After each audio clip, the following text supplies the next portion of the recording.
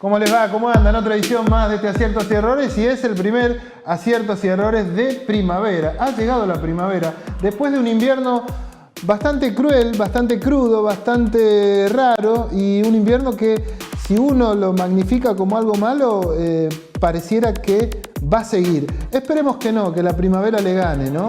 Así que de esta manera damos comienzo a este Aciertos y Errores del día de hoy con mucha información. Vamos a tener de todo, vamos a ver una prueba del nuevo Metrobús ahí en la zona de Aedo, más precisamente en el distrito de Morón, con la presencia no solo de ese intendente, sino también del propio ministro de Transporte, estoy hablando del señor Guillermo Dietrich. Por otro lado, también vamos a estar en Hurlingham. En Hurlingham hablamos con el intendente de esa localidad, con el señor Juan Zabaleta. Está presentando un nuevo código de planeamiento urbano, algo interesante que necesitan varios de los municipios, porque es una caja eso, a lo largo del tiempo, la planificación urbana, ¿no? Así que lo llamativo también de esta presentación del Código Urbano de Hurlingham es que lo hace con un hombre que pertenece no al peronismo histórico de ese lugar, sino que es un hombre que viene del socialismo. Este es el Lautaro Aragón. Va a venir al programa a hablarnos de esto. Le decía también que en exclusiva tenemos algo que es interesante. Es la presencia de Julio Bárbaro, el politólogo peronista. Nos recibió en su casa en exclusivo, ¿no? Y habla de todo, desde lo sucedido con el propio Juan Manuel de la Sota, un hombre que militó con él con la renovación del Partido Justicialista allá en la época de Cafiero. Habla y dice cosas interesantes. También habla de su arrepentimiento en función de lo que tiene que ver con la simpatía que le provocó el macrismo en sus orígenes, ¿no? Y también habla de ese arrepentimiento como algo ya que no lo vincula mucho. Y habla de lo que va a suceder con el peronismo de acá para adelante. Obviamente su postura tiene que ver mucho con la no simpatía con Cristina Kirchner, y también creo que con algunos intendentes. Escúchelo, no se vaya.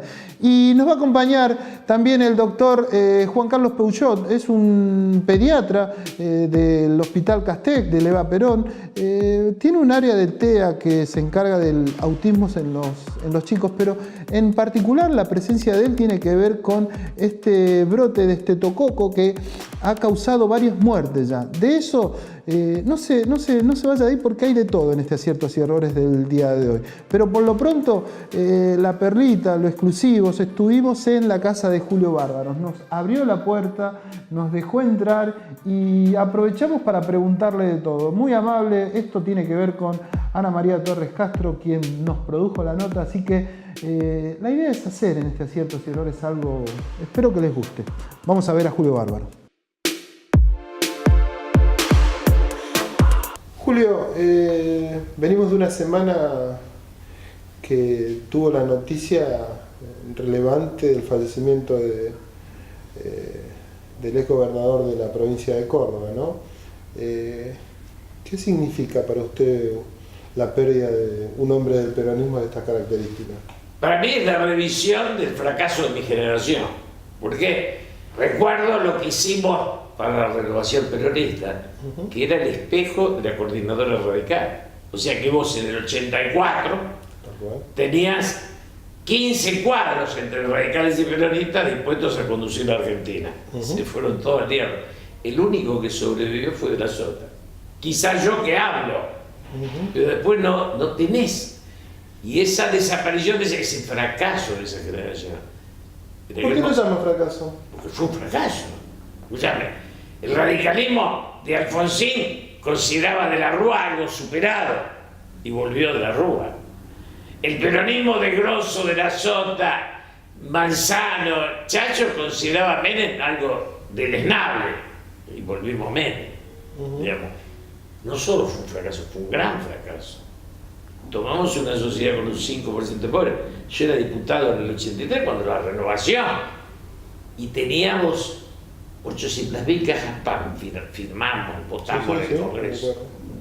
Hoy hay 12 millones, ¿cuánto hay? Hoy hay 35% de pobreza. O sea, no es solo fracaso, es atroz lo que... La otra vez Caparrós decía, nuestra generación quiso mejorar el país y lo empeoró. La Argentina es un país mucho peor que el que era hace 30 años. Después viene Mauricio, como todo es gratis, en Argentina todo es gratis. Entonces te dice hace 70 años, vos mirás y decís, ¿por qué dice 70? Porque lo que le molesta es que Perón haya ganado las elecciones. Si no ganaba Perón, seguía la dictadura. O sea, ellos se enganchan.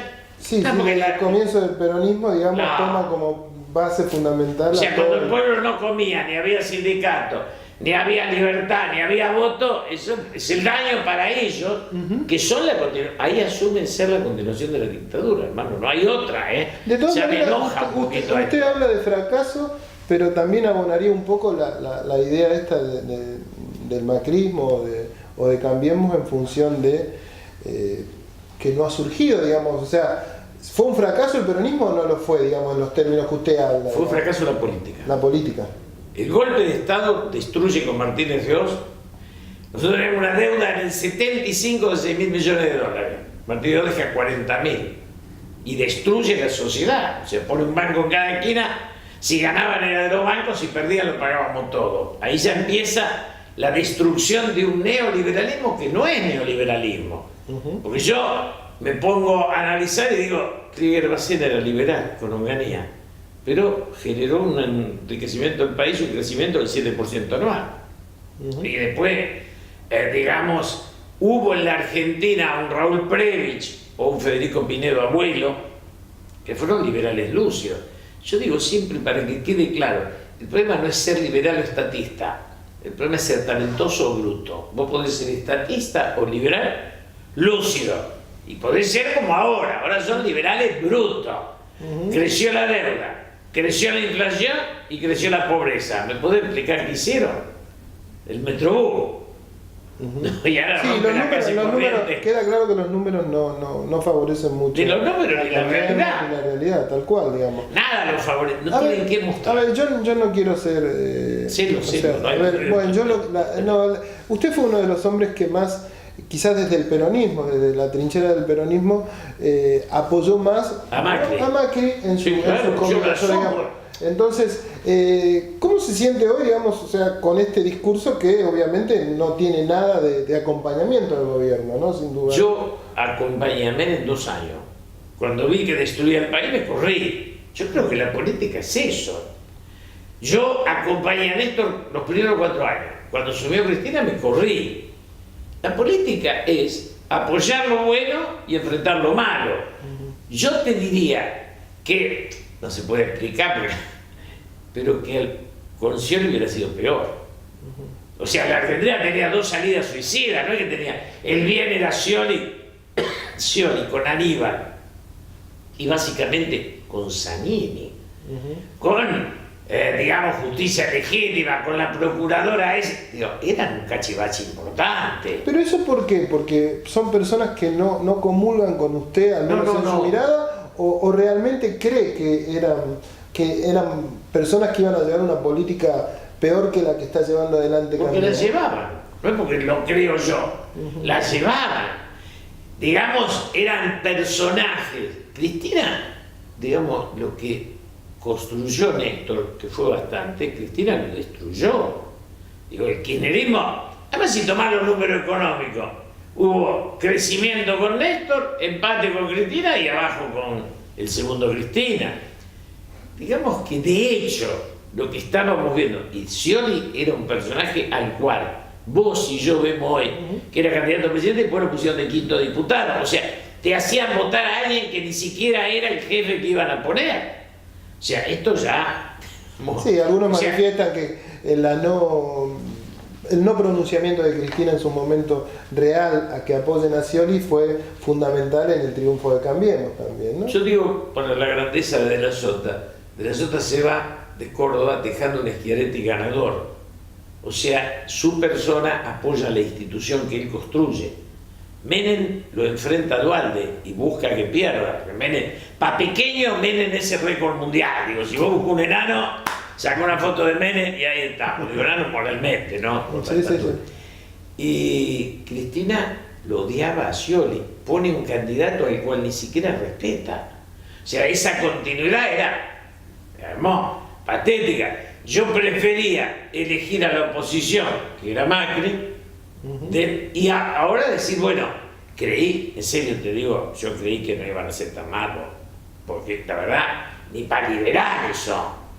Vos y yo hubiéramos pensado, yo por lo menos, que eran buenos en lo económico y malos en lo político. No, no es que es lo que pensaba la mayoría de la gente, digamos. Son malos en lo político y en lo económico son atroces. Y lo tienen a Durán Barba, que se tiñe el pelo, se le cae el teñido y dice cada pavada que son brutales. A ver, pero ¿qué grado de responsabilidad en esto que usted manifiesta ha tenido el peronismo en su conjunto? Digo, Ahora, incluida y digamos ahora o en este proceso. Ahora ninguna. Ahora, a Dios gracias, si hay algo que no pueden decir es que el peronismo le puso palo en la rueda. Porque como no movieron la rueda, los palos nadie los pudo poner. Digo, si hay algo que hizo bien la oposición, toda la oposición. Ahora vos pensás algunas cosas. No hace 6 meses el señor Marquitos Peña había logrado expulsar a Emilio Monzó, un presidente de la Cámara de Diputados, de lujo. Para ello, tenía en capilla a Rogerito Frigerio. Sí, todos los hombres más políticos trataban en segundo plano. Que los personajes nefastos de Quintana, Lopetegui y Peña, los más nefastos que viven en el país, pues son los gerentitos que vienen a la clase de política. Digo, la política es un arte, no es un ver que me llevo de los gerentes. Entonces, esos muchachos, digamos, a Macri le hicieron mucho daño.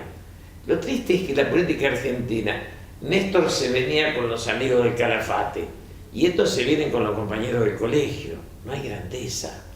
No, lo que pasa es que quizás con esa mirada lo que se desprestigia en sí mismo es la política. ¿Es la política? Es la política, porque la gente termina diciendo, no, pero, perdón, políticos y para qué, o sea, no. A ver, la política es como el amor, hermano. O lo haces bien y sublime o lo haces mal y nefasto. No es la política. Sin política no puedes vivir, como sin amor tampoco. Estamos de acuerdo. La sociedad. Ahora, si te tocan enanos y tenés el circo que tenés acá. Si, ni Cristina ni Mauricio tienen estatura para compararse con los políticos de Uruguay, de Chile, de Pero Brasil. son las personas que la gente en su conjunto, mal o bien, ha optado, digamos, hoy por hoy, hoy uno tiene... Son las personas que la sociedad le ofreció a la gente. Que la sociedad digamos, el poder económico le ofreció a la gente. Cuando viene el Turquito Menem, que es cuando empieza la degradación de la Argentina, pues Martínez de Oll lo hace con un golpe y mata gente. El Turquito no. Te viene con la sustitución de la idea por la imagen. Entonces te ponen a Palito Ortega, a Daniel Scioli, digamos, te van sustituyendo. Porque el pensamiento no es necesario. Pues el debate no es de ideas, es de imágenes. Bueno, Ahora, también eso... algunos manifiestan que, algunos críticos dicen que el peronismo es gran responsable de eso, digamos, porque dentro del peronismo se han puesto... Perdóname, hay críticos que dicen boludeces de todo tipo. Si no entramos a Facebook, agarramos una lista de idiotas que hacemos fila india. No. Que haya quien diga boludeces no implica que la tomemos en cuenta nosotros. Punto. Está bien. El peronismo es una etapa en la historia argentina, que tuvo su bien y su mal, que termina con Perón. Menem es otra cosa.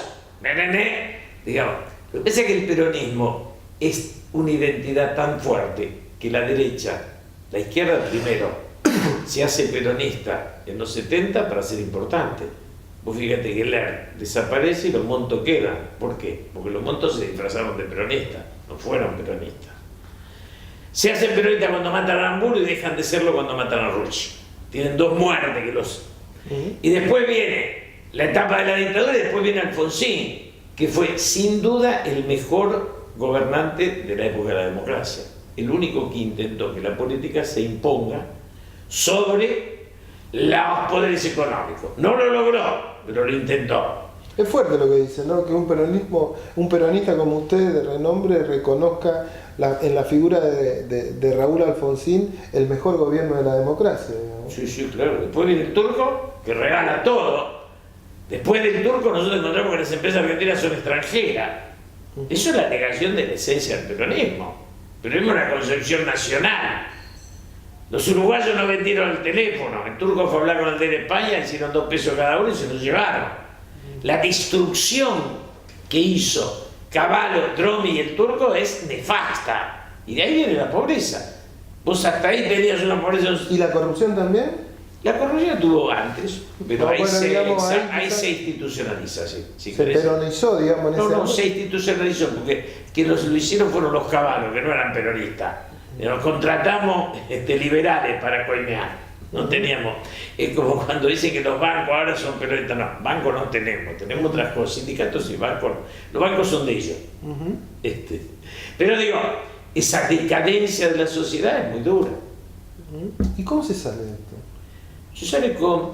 Yo creo que la Argentina está como los países europeos de posguerra, que se habían vivido matando y destruyendo, y uno tiene que tomar el ejemplo de España, que después de 1 millón de muertos hace el pacto de la Moncloa, de Estados Unidos, que después de un septiembre negro, digamos, y de un Luther King, va a poner un presidente negro. Digo, así un proceso, se acaba el Ku Klux Klan. Nosotros seguimos teniendo el Ku Klux Klan. Sí, pero acá parece es que medio son, importante. son procesos cíclicos, digamos, pero no termina de morirse nunca, digamos. Ningún país del mundo deja de ser cíclico hasta que se termina. Todo es cíclico hasta que se termina. Por ahí te morís antes, por ahí te disolvés. Pero, digamos, la Argentina se ha sacado de encima lo peor del estatismo, que fue el macrismo, el menemismo y el kirchnerismo. Digo, eso fue la versión peor del peronismo, y ahora está viviendo una versión del liberalismo macrista que es atroz, porque es ineficiente. Digo, ponen 12.000 millones de dólares para que no suba el dólar sube, se llevaron la guita, y vos preguntás, ¿delito o ineficacia? Y esa ineficiencia hay que dejarla que culmine, digamos, ¿cómo? O sea, porque uno ya tiene experiencia de otros momentos en donde esa ineficiencia se pagó con vidas en algunos casos, ¿no? Pero yo creo que tiene que seguir, porque la democracia es clave y yo defiendo la democracia. Punto. Está bien, pero usted será parte de o al menos escuchará lo que dicen, bueno, aquellos que no la están pasando muy bien quieren que se vaya, digamos. Pero el problema es la democracia, punto. El quieren que se vaya, no sepa nada. Digamos, en esto hubo errores. Cada vez que quisimos que se vaya alguien sin democracia, retrocedimos. Entonces, de eso hay una experiencia. Él tiene que terminar su ciclo. Yo creo que Macri nunca más va a ser candidato de nada. Creo que termina siendo un personaje tan patético como el Turco Menem, que el fracaso cuando te encarna te lleva. Y bueno, y que eso después van a inventar que lo empuja a uno, no lo empuja a nadie. No es viste cuando vos escuchás a alguno y dice, la culpa es el peronismo que no deja gobernar. Lo dejan gobernar tranquilito.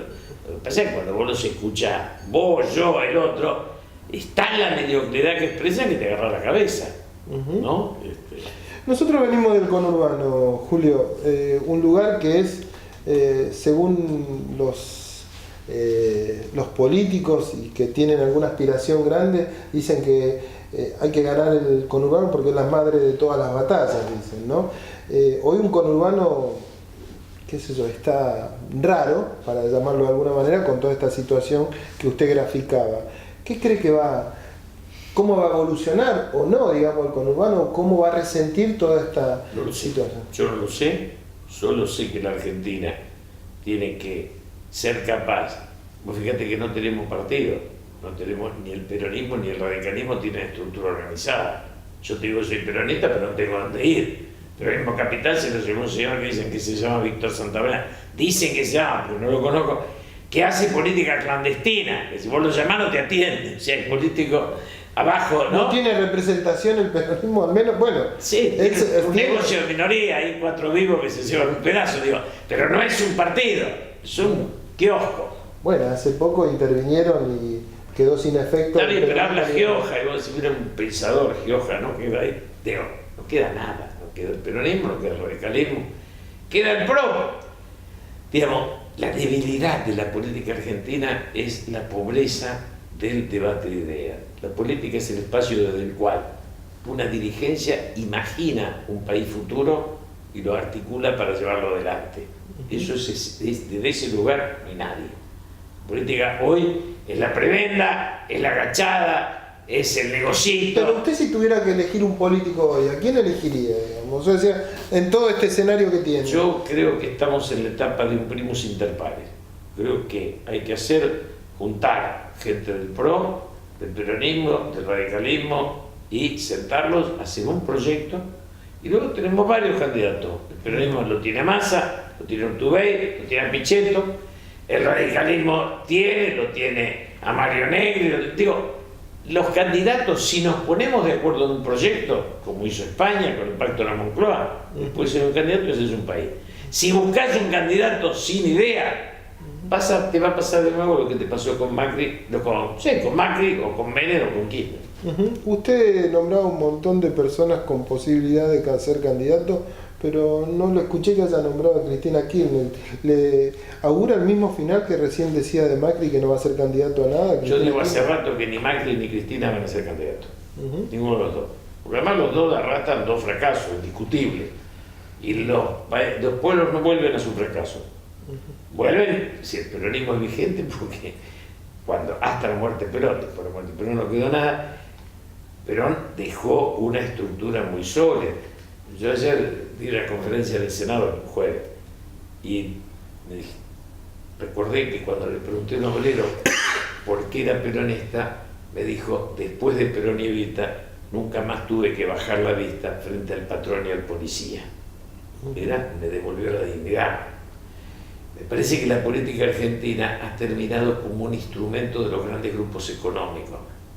Y yo digo siempre una cosa que me parece clave: donde hay un Estado más fuerte que los poderes económicos, hay nación, hay patria. Donde los grupos de negocios son más fuertes que el Estado, hay colonia. Pero eso no creo que, al menos no es lo que parece que va a suceder aquí. No, es lo que yo no, por eso, el escenario de acá no es el... Yo te digo como yo la veo, punto. Después que va a suceder es un problema más cercano a la brujería en esta crisis que a la realidad. ¿Por qué es peronista usted? Porque básicamente desde que tengo 76 años fui diputado con Perón. Después de Perón, Frondizi, Ilia un poco, Alfonsín un poco, pero Perón fue sin duda el conocido de mayor nivel de conciencia de la Argentina. Yo hablé con Perón te planteaba en el 50 el continentalismo, el ABC, Argentina, Brasil, Chile. Cuando la derecha te decía que había que ir a una guerra con Chile y Brasil, y la izquierda te decía que los proletarios del mundo se iban a unir con Cuba. O sea, soy peronista porque es un único espacio lógico que le queda a la Argentina hace rato. ¿Ideológicamente dónde estaría ubicado el peronismo? Hoy, sí. Y hoy estaría en la defensa de una estructura de Estado sólida, fuerte. Por ejemplo, Perón nos pidió votar contra el juego. Nunca fue peronista eso, pero nunca hubiera permitido que privaticen los servicios, monopólicos además, que te dicen todo, vamos a competir, le dan la luz al primo y el agua al tío, para competir, te saquean. Lo que se llevan hoy los grandes grupos económicos es más que lo que la Argentina produce. La Argentina genera 100, los negocios llevan 120, por eso hay que pedir 20 todos los años para financiar lo que se roban los grandes.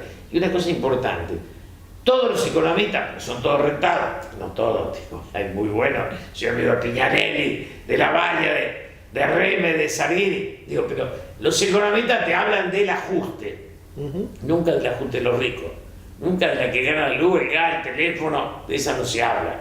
El cable, cuántas se llevan a los aeropuertos, una equidad, de eso no se habla. En la Argentina ha sido saqueada por las privatizaciones que hicieron con el cuento de que vas a ahorrar, te afanaron. Dame tu coche que no vas a ahorrar, no vas a pagar seguro. Te quedaste sin bueno, algunas frases fueron concretas de algunas personas de este gobierno cuando decían que quizás poniéndose en contra de las políticas recientes del propio kirchnerismo, nos decía que habían pensado que podían tener vacaciones, o pensaban que podrían haber gastado más de lo que pero no está ahí no es el tema. Bueno, está bien, pero lo dicen algunas personas que en definitiva terminan siendo... Pero son chiquitos, no hablemos de los chiquitos porque nos achicamos nosotros. Lo que pasa es que también la gente resiente eso. Fíjate que lo único que queda digno de Argentina es el INVAP. Nosotros le vendemos energía atómica a países desarrollados. Eso es el resto del Estado que tuvimos. La Argentina fabricó aviones. Y lo fabricaba. Con Alvear había tecnología y con Perón se lo fabricaba. Destruimos la industria aeronáutica, nosotros fabricábamos los vagones y la locomotora, todo eso fue destruido. Y ahora viene un imbécil y dice, es más barato comprar afuera. Es como si tu mujer te dice, más barato comer afuera. ¿Y con qué lo paga? O sea, es una estupidización a partir del economicismo bobo. Un economicismo donde te es el economicismo bobo.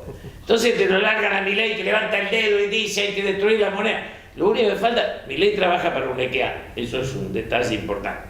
Digo, estos personajes enriquecidos, si vos tomaras las ganancias de los últimos años de grandes grupos económicos, tendrías la raíz del conflicto de los argentinos.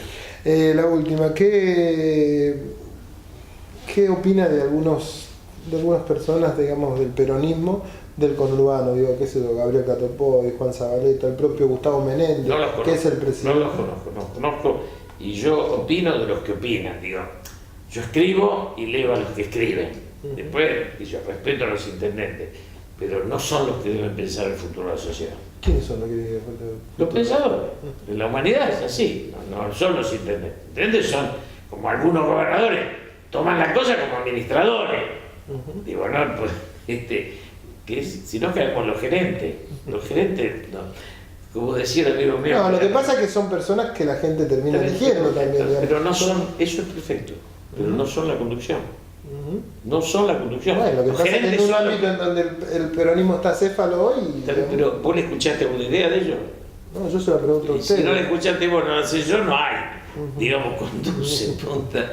Es lo mismo que el gerente. ¿Qué es el gerente? El que administra lo que. Un empresario serio cualquiera te dice, si yo dejo mi empresa en manos de los gerentes, me la funden a los 6 meses.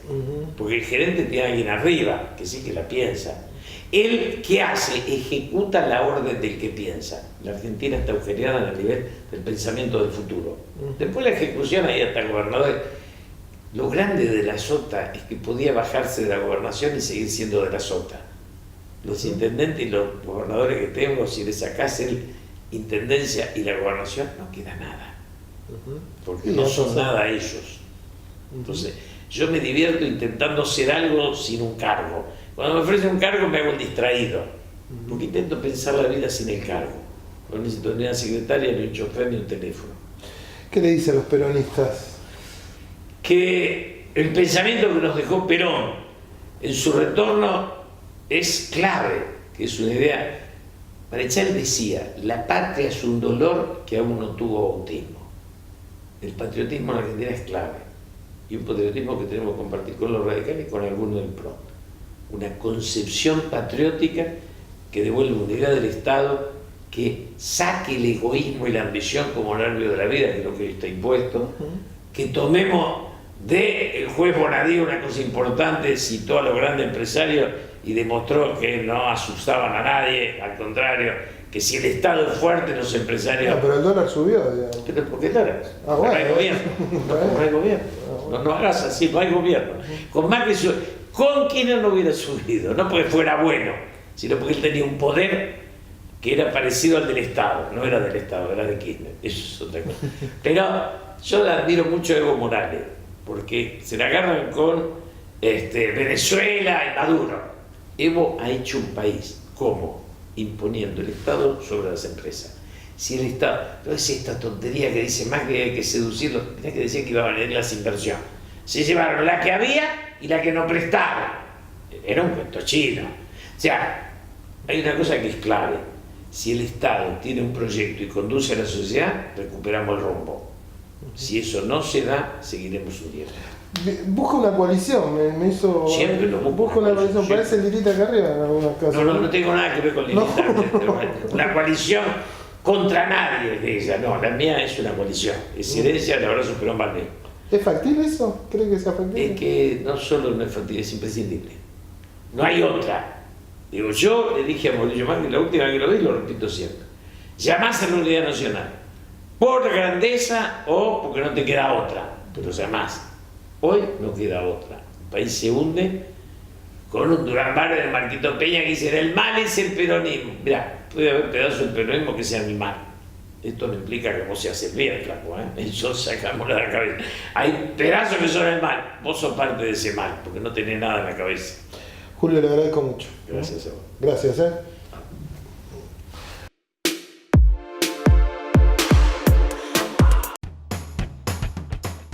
Te queremos contar que el gobierno de Morón trabaja los 365 días del año comprometido con el medio ambiente. El programa integral de reciclado Morón Verde cuenta con un sistema de puntos de recepción de residuos reciclables ubicados en plazas y espacios verdes del distrito. Trabajamos por una conciencia ecológica. Morón Gobierno.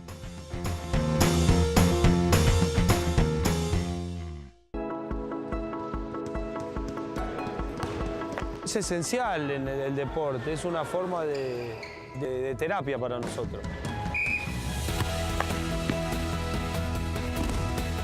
Poder ayudarlos a que conozcan el deporte, a que sepan que existen cosas mucho más lindas, divertidas y saludables. La sensación de felicidad y de adrenalina es única. Con el deporte podés dejar cosas malas de la calle. Uno puede decirte todo lo que te evita cuando uno hace deporte. Recuperé mi familia. Que vale la pena vivir, que se puede, que se puede.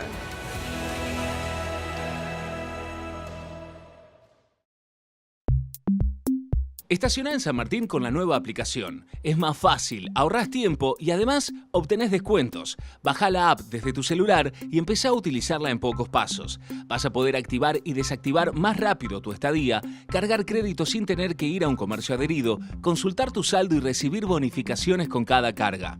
Para conocer más de los beneficios de esta nueva aplicación, ingresá en www.sanmartin.gov.ar.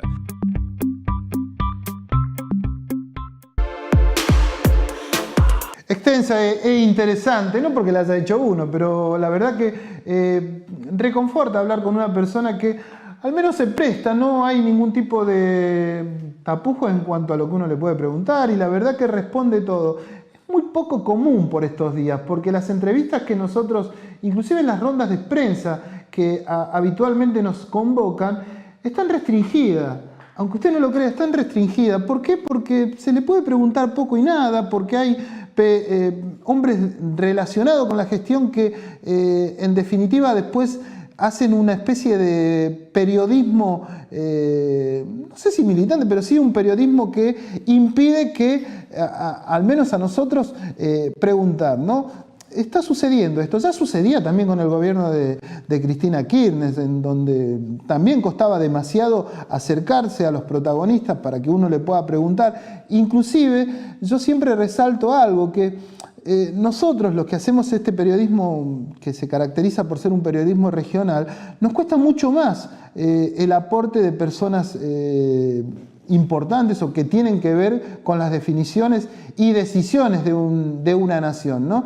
Así que, bueno, dicho esto sea de paso, estuvimos en lo que tiene que ver con una prueba que se hizo del Metrobús en el distrito de Morón, más precisamente en la zona de Aedo, ahí en la estación La Rioja, que es una de las nuevas paradas que es sobre la calle Gaona, la arteria Gaona, se hizo presente el actual ministro de Transporte, estoy hablando de Guillermo Dietrich, junto con el actual intendente de ese distrito, estoy hablando del señor Ramiro Tagliaferro. Tuvimos la oportunidad de que nos cuente, porque en definitiva termina siendo algo así, que nos cuentan y hay pocas preguntas.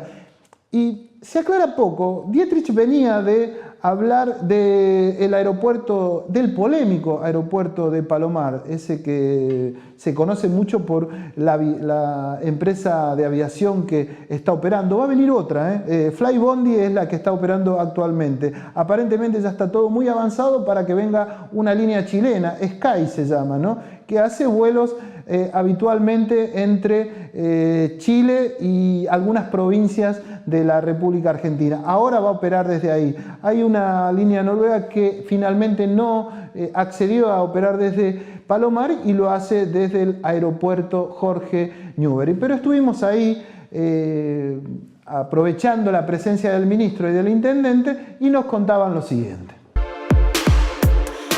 Acá en Morón, haciendo una prueba RIM, esto es algo que hacemos cada vez, es el paso anterior a la inauguración del Metrobús, en el cual el conductor conduce por el Metrobús y ve cómo es la salida y principalmente cómo es la llegada a la estación, sabiendo que el colectivo tiene que arrimar cerca de la estación porque es para que la gente pueda bajar con accesibilidad.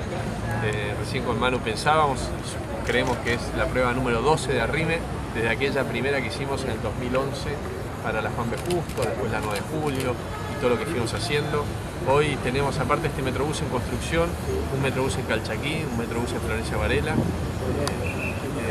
un Metrobús en Neuquén, también muy avanzado, y estamos aspirando para los primeros 15 días de octubre inaugurar esta obra que va a permitir que casi 100.000 personas todos los días viajen más rápido, más confortable, más seguras. Lamentablemente acá estuvimos demorados, pero porque la política metió la cola, digamos, porque hay muchos que priorizaron sus intereses de que las cosas no se hagan y no se hagan bien y no pensaron en los vecinos. Me parece que a esta altura de partido, este es el tipo de obra que no se discute. Y todavía también los mismos se están dando cuenta de lo que significa tener un aeropuerto internacional a 20 minutos de casa, que es lo mismo que preguntaban recién. Y nosotros estamos contentos y vamos a ir con este rumbo, trabajando en equipo con el ministro, con el presidente, con nuestra gobernadora, como desde el primer día. En una parte que no se escuchó, el propio ministro manifestaba que las bondades que son ciertas del propio Metrobús.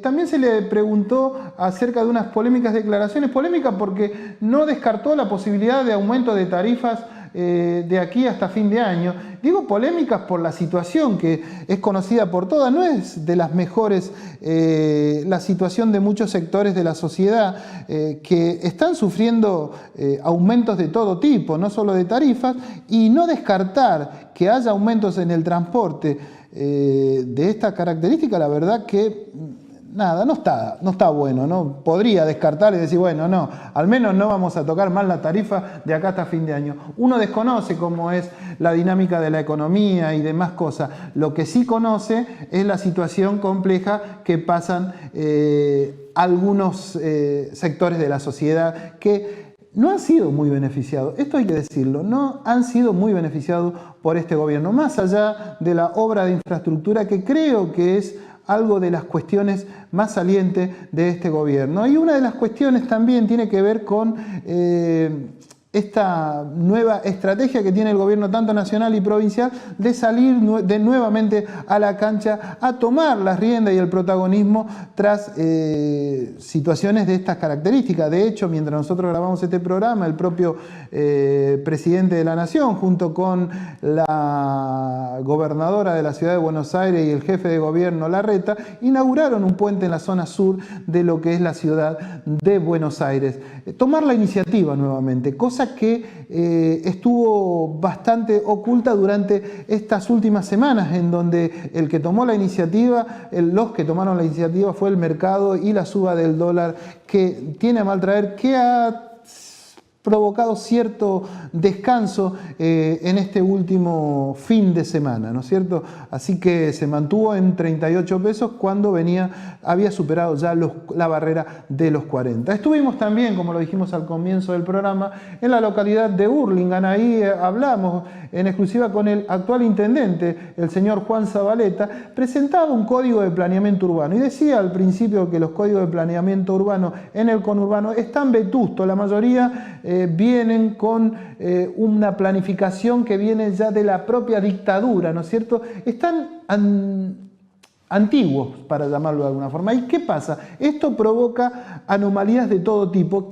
¿Esas anomalías cómo se salvan? En muchos distritos con dinero, ¿no es cierto? No están contempladas las construcciones de edificios. De hecho, me contaba el propio Lautaro Aragón, que va a venir en estos días, que se permitían hasta 3 pisos. Y usted ve que, al menos en Hurlingham, hay edificios que superan esa cantidad. Lo cierto es que de la mano de Lautaro Aragón presentaron un código de planeamiento urbano, un hombre del socialismo, concejal del socialismo, que lleva adelante la propia gestión de Juan Zabaleta. Y aprovechamos no solo para hablar de esto, sino de todo el escenario político actual, y de esta manera nos respondía el propio Zabaleta.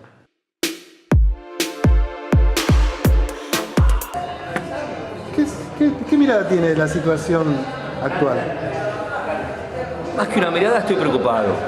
La situación social, ni hablar la económica, nos plantea de cara al presente y al futuro La verdad que una crisis sostenida y fundamentalmente todo lo que tiene que ver con un pueblo que sufre, con los vecinos que están preocupados. Y nos preocupa ver a los jubilados ir al ANSES a sacar créditos para pagar las tarifas. Eso en esta Argentina no puede pasar. Nos preocupa ver que la tarifa de luz es para un jubilado casi lo mínimo que su jubilación mínima. Un sistema jubilatorio que no está funcionando y un sistema educativo que está muy complicado, pero bueno, tiene que ver con lo que veníamos desgraciadamente planteando de hace meses. El acuerdo con el Fondo Monetario tenía que ver con estas cosas. No hay un Fondo Monetario bueno, es mentira. El fondo ajusta y el fondo no ajusta con un chofer menos, con un café menos en una oficina o con un viático menos o con un avión menos. El fondo ajusta frente a los presupuestos importantes que tiene la Argentina, que es el presupuesto del sistema previsional, que es el 42% del presupuesto nacional, el presupuesto social, que tiene muchísima injerencia, y a los trabajadores, la apertura de importaciones, que ha dinamitado las pymes, el cuadro tarifario que las ha complicado. Así que, digo, ahí, mal parafraseando al presidente, hay una tormenta perfecta, en contra de la gente. ¿Por qué pasó? Pasó porque claramente gobierna la Argentina un esquema político que no cree en el rol del Estado y sí en el mercado. Gobierna la Argentina un espacio político que escondió al Estado, que lo hizo retroceder y que dejó que el mercado financiero avance. Y cuando el mercado financiero avanza, pulveriza. ¿A quién pulveriza? Al jubilado, al trabajador, a la clase media. Y bueno, estas son las cosas que en esta tormenta perfecta están pasando en la Argentina y lo que nosotros vemos como intendentes en los municipios. La última, hoy presentan un código de planeamiento urbano en Hurlingham que, digamos, va a oponerse a lo que tiene que ver con algo bastante viejo, ¿no? Algo que ya está en antaño, ¿no?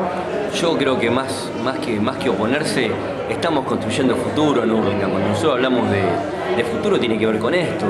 Hurlingham nace en el año 95, seguíamos funcionando con el Código de Ordenamiento Urbano del distrito de Morón. Hoy damos un primer paso de un proyecto de ordenanza que comienza con el plan estratégico del distrito en el que vamos a vivir los años por delante, que tiene que ver con cuidar el patrimonio, con cuidar la identidad, que tiene que ver con generar una fisonomía del distrito que sea la misma, pero que nos permita crecer desde el punto de vista de la infraestructura, que no se nos vayan los pibes jóvenes y las parejas a vivir fuera del distrito porque no tienen un lugar donde vivir en Hurlingham también. Y todo hecho con mucha transparencia, ¿no? Porque nos parece que toda esta jornada que ha liderado el autor Aragón en este proceso tiene que ver con la participación de la comunidad, la participación de los colegios profesionales, la participación de los jubilados, la participación de los chicos de los colegios en pensar el Hurlingham en el que quieren vivir, ¿no? Y hoy damos, en este caso, el primer saltito hacia adelante con este primer proyecto de ordenanza que nos permite mirar los troncales del distrito, las avenidas, las construcciones de cara al plan estratégico que vamos a seguir trabajando y que va a avanzar. Estamos muy contentos. Hoy nace el Código de Ordenamiento Urbano de Hurlingham. Defensor del pueblo de la provincia de Buenos Aires.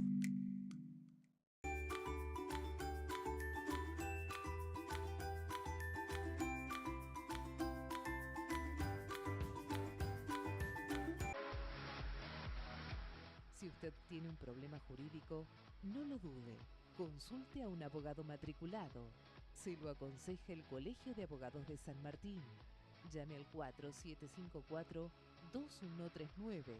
Avenida Ricardo Balbín, 1750 San Martín.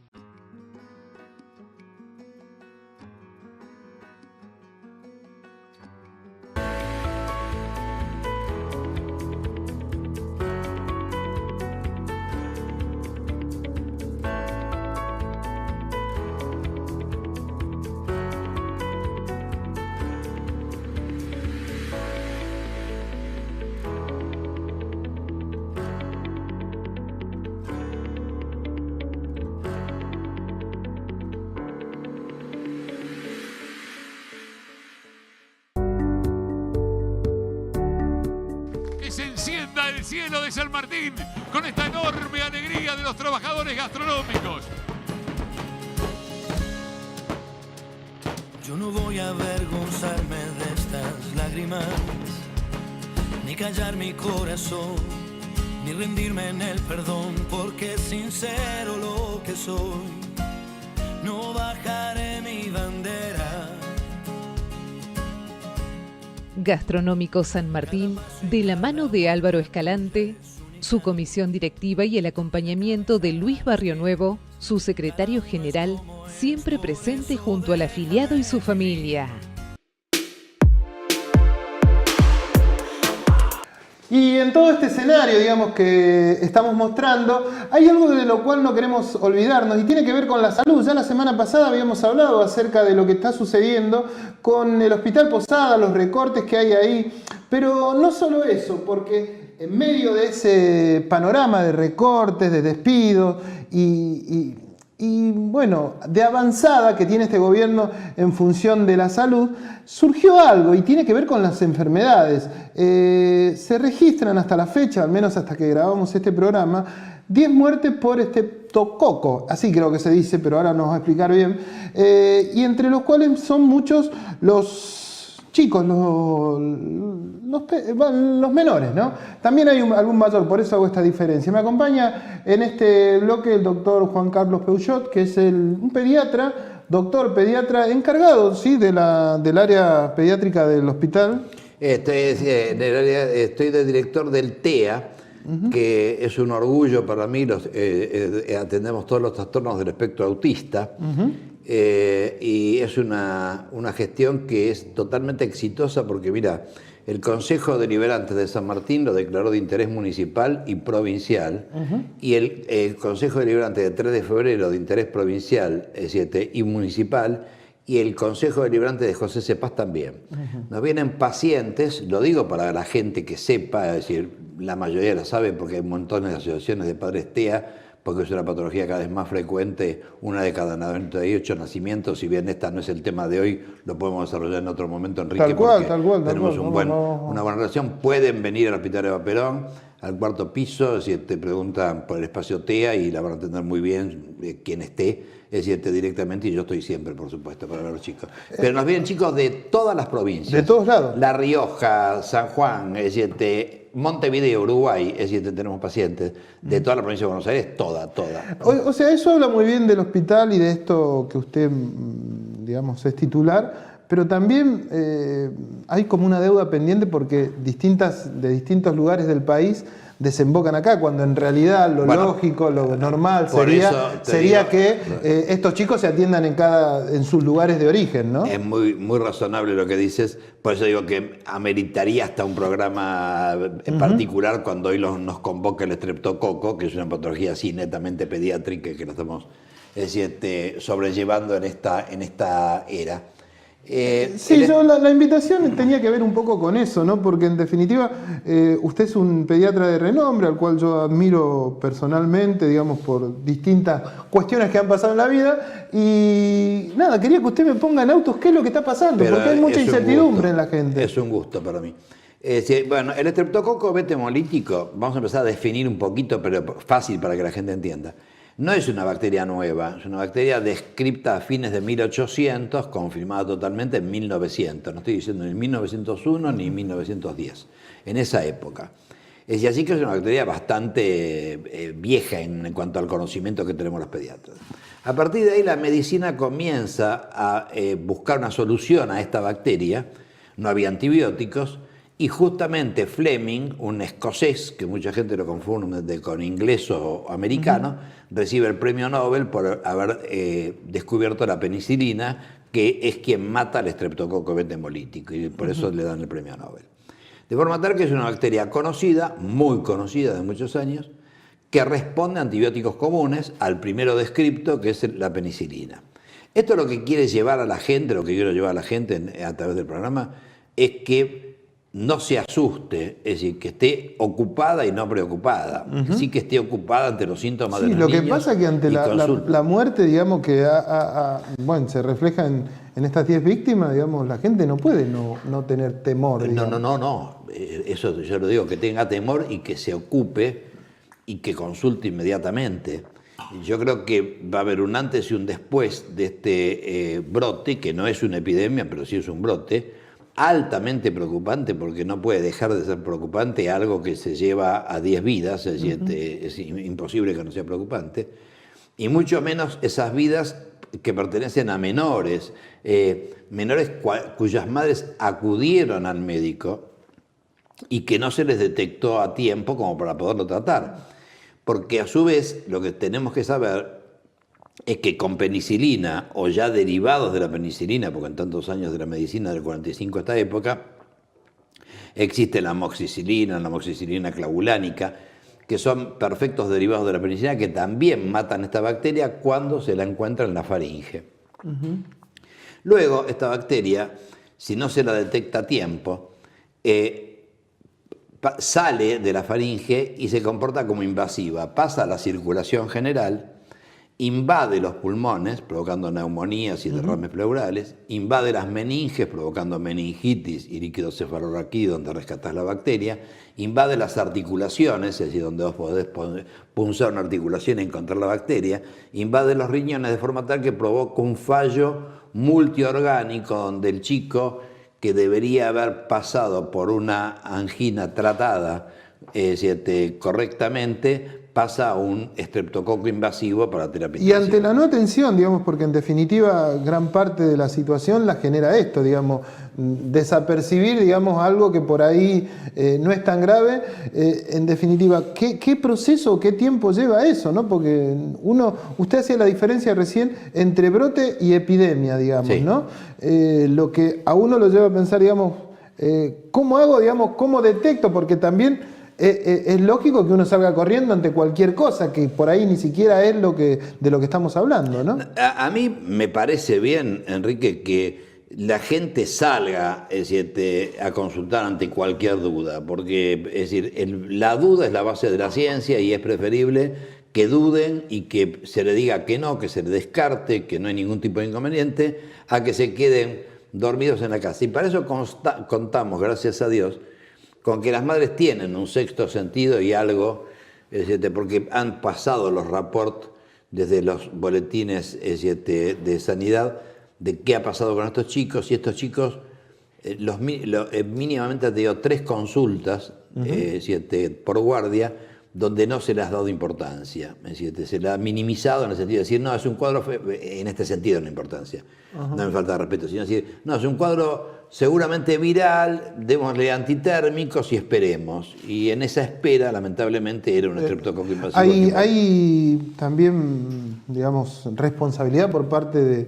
de los médicos en esto, al menos en lo que usted vio de estos casos que se sucedieron y tomaron estado público, digamos. No, eso no lo sé, no lo puedo asegurar con algo fidedigno.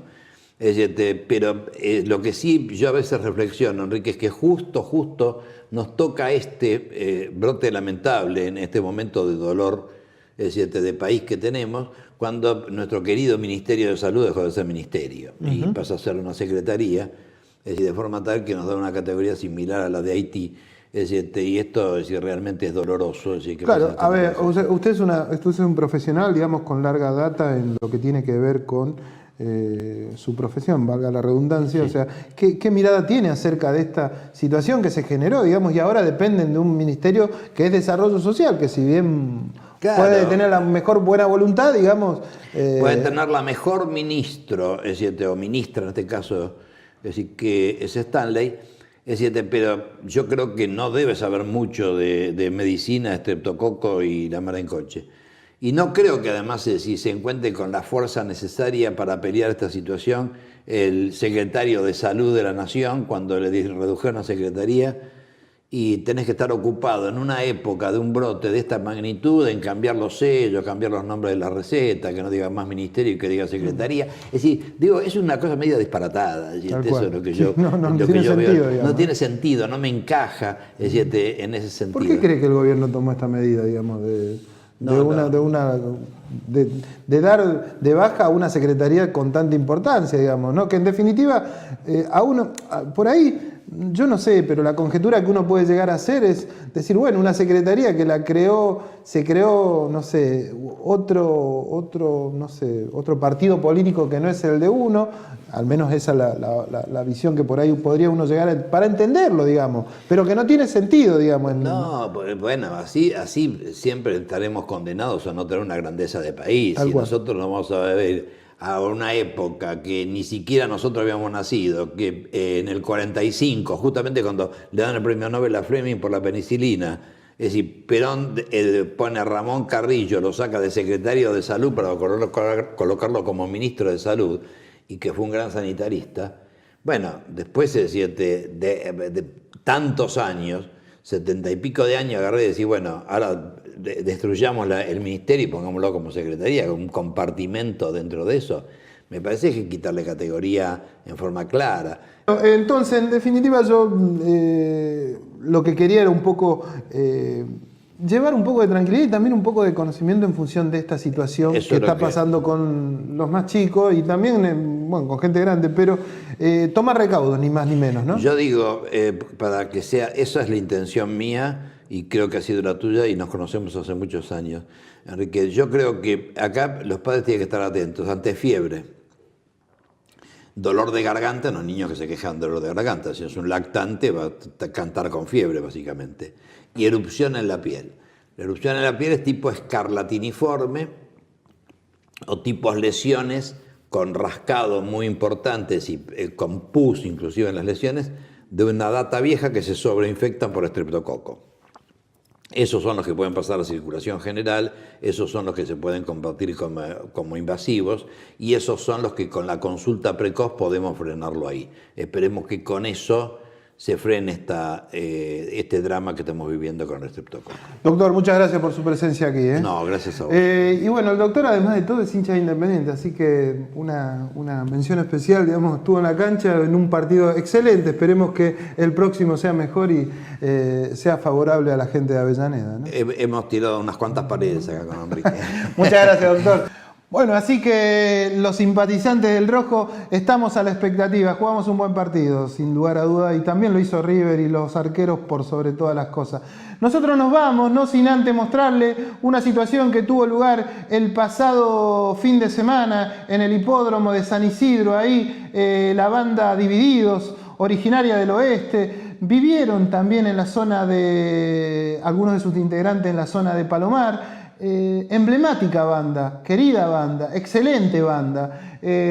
Hicieron un recital por sus 30 años.